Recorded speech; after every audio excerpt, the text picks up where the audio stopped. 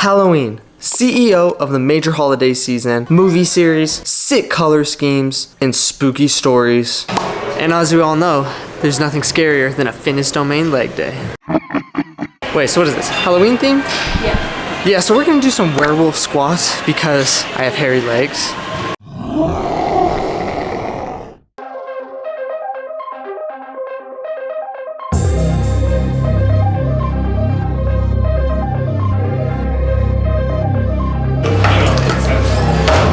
Now, I don't know if I've ever given my full leg day routine, but I usually start with about 3 to 4 warm-up sets of squat, and then we go 1 to 2 sets, all out, RPE 10 till failure.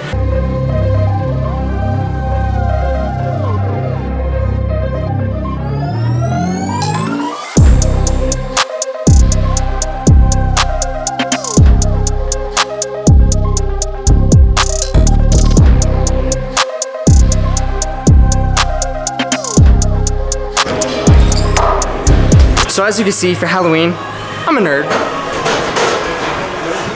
Nah, I'm just playing.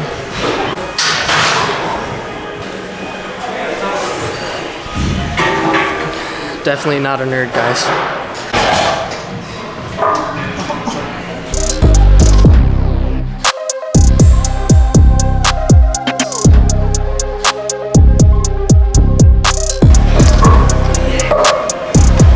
So usually around my 4th set of warming up is kind of when I decide whether or not this is still warming up or we're gonna push it. If I can't get past 6, we're gonna push.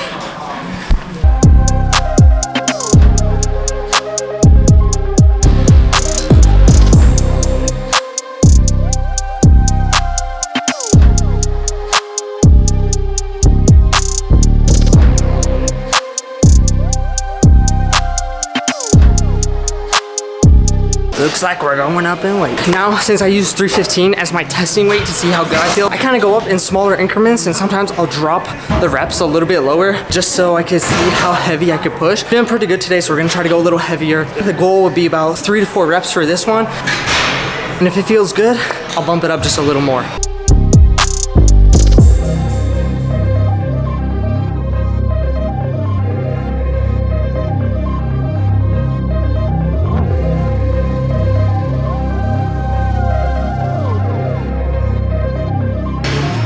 I can sound a bit heavier, guys.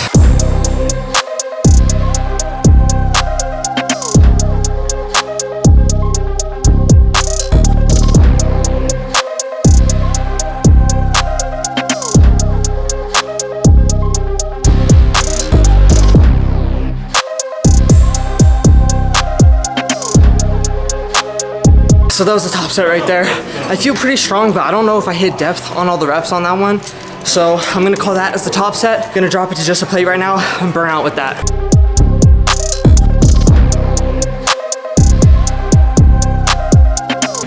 Next up, zombie RDLs. I chose zombie for this one because I feel like they're the only ones that can get back out of shape like this. In the comments down below, I want you to rate this zombie impression right here.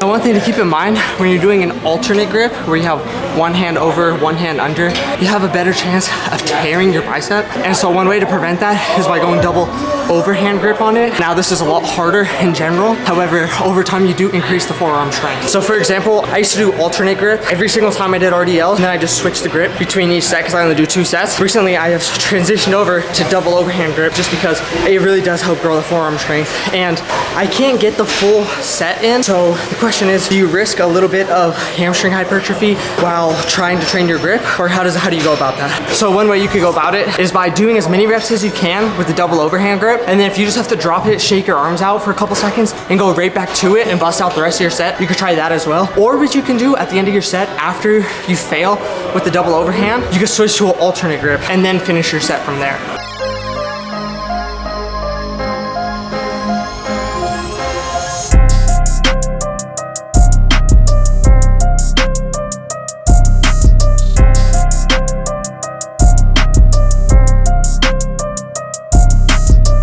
Next up, vampire leg extensions. Now, this is because by the end of these sets, you're going to feel all the blood rushing to your legs, and you're gonna wish a vampire was sucking the blood out of them.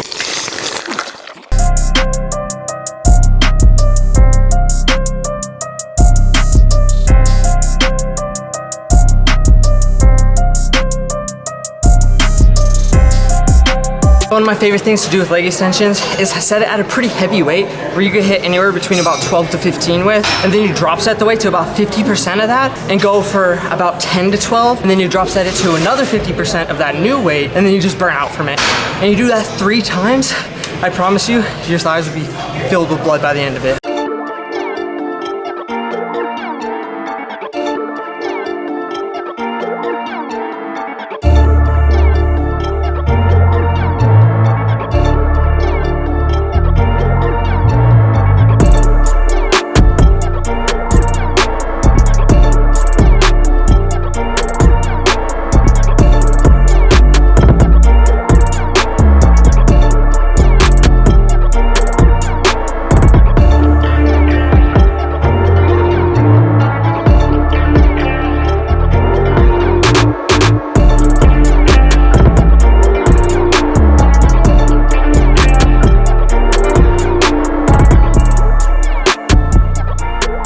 Now the reason I do 50% of the previous weight is because it's just light enough to keep going without being too light, but also without being too heavy where you can only get about 2 or 3 reps in before you actually give out. Next up, Frankenstein leg curls.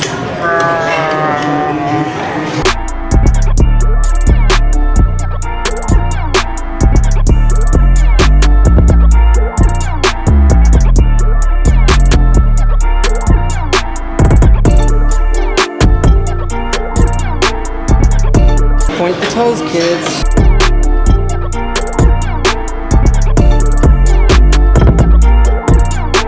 And last leg exercise of the night, ghostly calf raises. Because let's be honest, these calves disappear without a pump.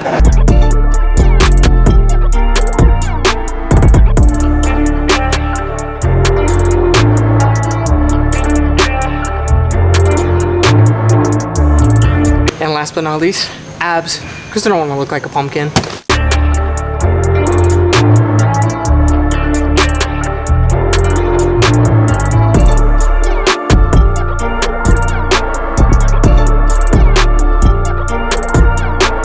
Look, it's a full moon tonight. It's a full moon.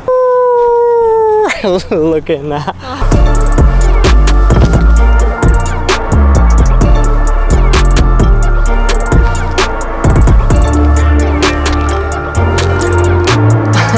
Subscribe and have a happy Halloween.